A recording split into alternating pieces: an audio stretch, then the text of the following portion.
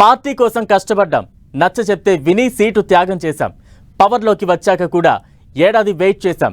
ఇప్పుడు అవకాశం ఉంది, నన్ను మండలికి పంపండి అంటూ హస్తం లీడర్లు ఓ రేంజ్లో లాబింగ్ చేస్తున్నారట. పార్టీకి దక్కబోయే 4 స్థానాల్లో నాకొకటి ఇవ్వండి అంటూ అరడజను మంది రెడ్డి లీడర్లు రేసులో ఉన్నారు. ఒక్క ఛాన్స్ ప్లీజ్ అని లాబింగ్ చేస్తున్న ఆ రెడ్డి లీడర్లు ఎవరు? పార్టీ ఎవరి వైపు మొగ్గు చూపే అవకాశం ఉంది? సీనియారిటీకా, త్యాగానికా పట్టం దక్కబోయేది ఎవరికి? ఎమ్మెల్సీ బెర్త్ కోసం కాంగ్రెస్ లో తీవ్ర పోటీ. టికెట్ దక్కని నేతలు, ఎన్నికల్లో ఓడిన లీడర్ల లాబింగ్.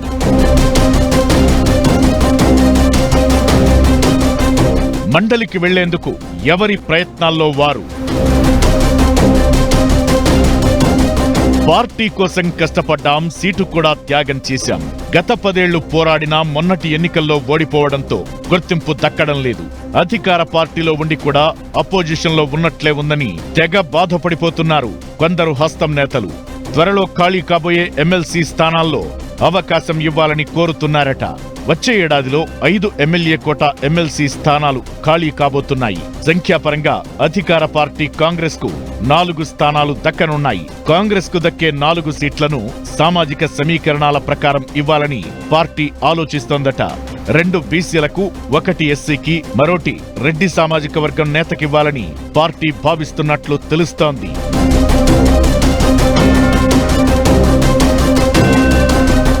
రెడ్డి సామాజిక వర్గం నుంచి ఒకరికి ఎమ్మెల్సీగా ఛాన్స్ దక్కే అవకాశం ఉండడంతో ఎవరా లక్కీ పర్సన్ అనేది పార్టీలో ఆసక్తికర చర్చ జరుగుతోంది. ఒక్క బెర్తు కోసం అరడజను మంది రెడ్డి నేతలు పెద్ద ఎత్తున లాబియింగ్ చేస్తున్నారట. సీనియర్ నేత జీవన్ రెడ్డి గట్టిగా ఎమ్మెల్సీ కోసం పట్టుబడుతున్నారట. ప్రస్తుతం గ్రాడ్యుయేట్ కోట ఎమ్మెల్సీగా ఉన్న జీవన్ రెడ్డి పదవీ కాలం మార్చితో ముగుస్తుంది. ఈసారి గ్రాడ్యుయేట్ స్థానం నుంచి పోటీ చేయబోనని ఇప్పటికే స్పష్టం చేసిన ఆయన ఎమ్మెల్యే కోట ఎమ్మెల్సీగా అవకాశం ఇవ్వాలని కోరుతున్నారట. జగిత్యాలలో బీఆర్ఎస్ నుంచి గెలిచిన ఎమ్మెల్యే డాక్టర్ సంజయ్ కాంగ్రెస్ లోకి తీసుకోవడంపై తీవ్ర అభ్యంతరం తెలిపారు జీవన్ రెడ్డి. తన అసంతృప్తిని పార్టీ దృష్టికి తీసుకెళ్లారు. ఈ నేపథ్యంలో తనకు గౌరవం ఇవ్వాలనుకుంటే ఎమ్మెల్సీని చేయాలని కోరుతున్నారట జీవన్ రెడ్డి. ఇక మరో సీనియర్ నేత జగ్గారెడ్డి కూడా ఎమ్మెల్సీ రేసులో ఉన్నారు. పైకి బయటపడకపోయినా పార్టీ ముందు తన ప్రతిపాదనలు ఉంచారట. రాహుల్ గాంధీకి సన్నిహితంగా ఉండే జగ్గారెడ్డి వైపు రేవంత్ కూడా అంతో ఇంతో పాజిటివ్ గానే ఉన్నారనే టాక్ వినిపిస్తోంది. మరోవైపు ఎమ్మెల్యేగా పోటీ చేసి ఓడిన కిచ్చన్నగారి లక్ష్మారెడ్డి కూడా తన పేరును పరిశీలించాలని కోరుతున్నారట.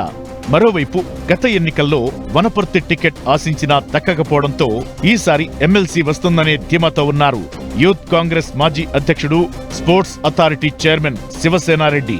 యువనేతగా శివసేనారెడ్డి పట్ల సీఎం రేవంత్ తో పాటు పీసీసీ చీఫ్ మహేష్ కుమార్ గౌడ్ సానుకూలంగా ఉన్నారని తెలుస్తోంది.